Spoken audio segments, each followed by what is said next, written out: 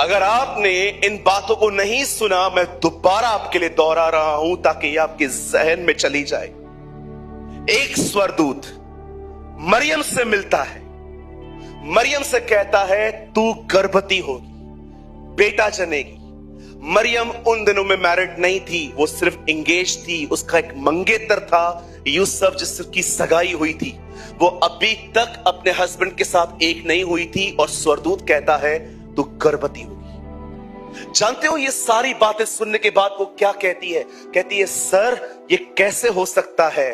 वो कहता है पवित्र आत्मा तुझ पर आएगा, परम प्रधान परमेश्वर की सामर्थ तुझ पर छाया करेगी और वो बालक पैदा होगा।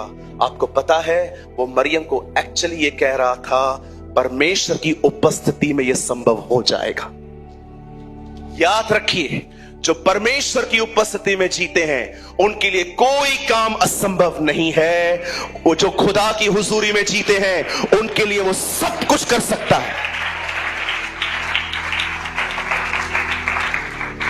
उसकी उपस्थिति में कैंसर मर जाता है, उसकी उपस्थिति में कोविड खत्म हो जाता है, उसकी उपस्थिति में मनुष्य की कमजोरियां खत्म हो जाती हैं।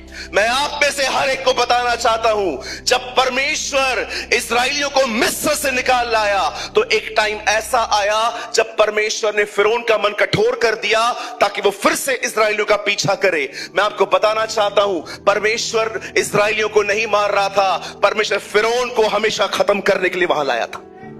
मैं आपको कहना चाहता हूं, जब परमेश्वर फिरौन को उनके पीछे वापस लेके आना चाहता है, मैं आपको कहना चाहता हूं परमेश्वर उस समय इस्राएलियों को नहीं मार रहा था, वो उनके आखिरी शत्रु को हमेशा के लिए खत्म कर रहा था। लिसन, अगर खुदा की हुजूरी में जियोगे ना, परमेश्वर उस हुजूरी में तुम्हारे दुश्मनों को खत्म करेगा। तुम्हारी बीमारी मरेगी, तुम्हारी गरीबी मरेगी, तुम्हारा पाप मरेगा, तुम्हारी हर तकलीफ मरेगी। प्रभु की उपस्थिति में सिर्फ प्रभु ही राजा है, प्रभु की उपस्थिति में सिर्फ वही बादशाह है।